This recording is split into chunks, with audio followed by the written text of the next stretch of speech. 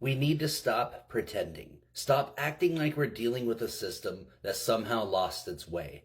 Neoliberalism isn't a mistake. It isn't an accident. It's the most successful counter-revolution in modern history. It was engineered to dismantle democracy, consolidate wealth, and ensure that the working class remains fractured, desperate, and powerless. The system isn't broken. The purpose of a system is what it does, and what this system does, what it has always done, is serve capital at the expense of human life. Let's go back to 1971. The New Deal consensus had lasted for decades. The post-war economy, despite its many faults, still operated under the idea that workers had power, that the government had a role in preventing corporate overreach, that capitalism had to at least pretend to serve the people. But for the ruling class, that was a problem. The civil rights movement had made gains. Labor unions still had power. And worst of all, the public was starting to realize that they didn't have to accept exploitation as the natural order of things.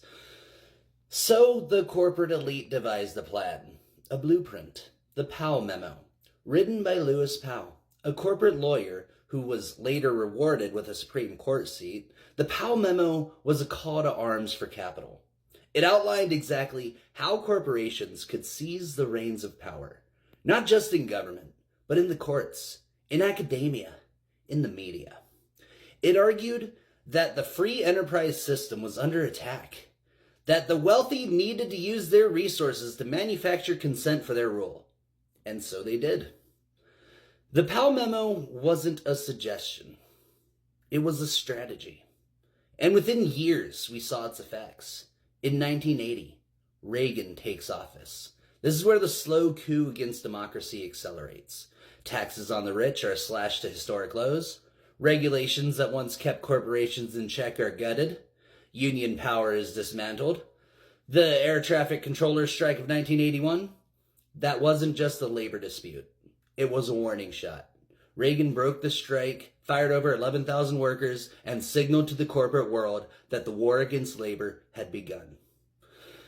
Meanwhile, think tanks like the Heritage Foundation and the Cato Institute started flooding the airwaves with a new narrative. Government is the problem. The market will fix everything.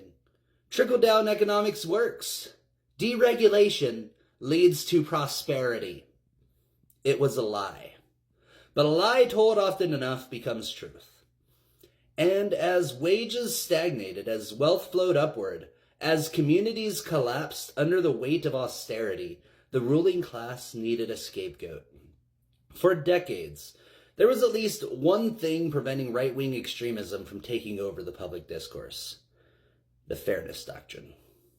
This simple rule, in place since 1949, required broadcasters to present a balanced perspective on controversial issues. It wasn't perfect, but it stopped outright propaganda from dominating the airwaves. Reagan repealed it in 1987, and within a year, Rush Limbaugh exploded onto the scene. Hate radio became a billion-dollar industry, and by 1996, Fox News was born.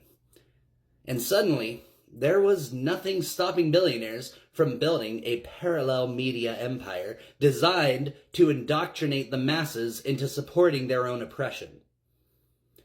They didn't have to lie outright. They just had to shift the blame. Your job got outsourced? That's because of immigrants. Your town collapsed? Blame welfare queens. Your wages are stagnating? That's because of liberals and their big government spending.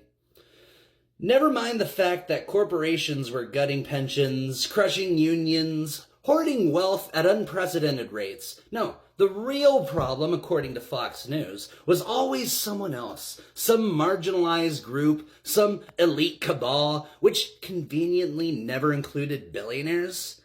This wasn't just a media shift.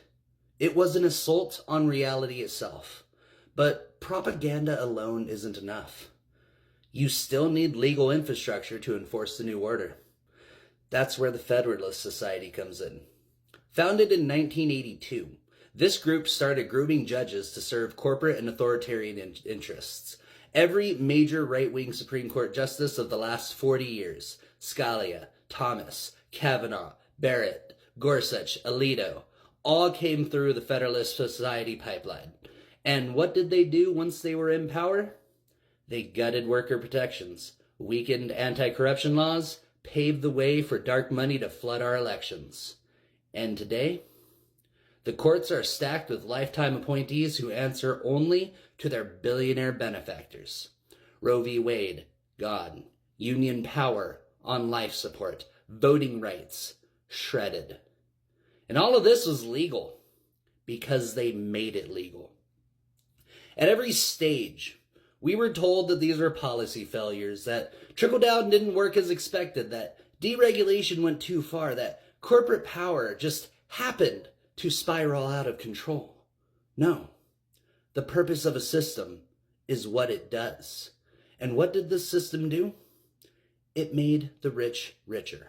It dismantled democracy. It fractured the working class. It built a police state to crush dissent. It paved the way for fascism to rise under the guise of economic freedom.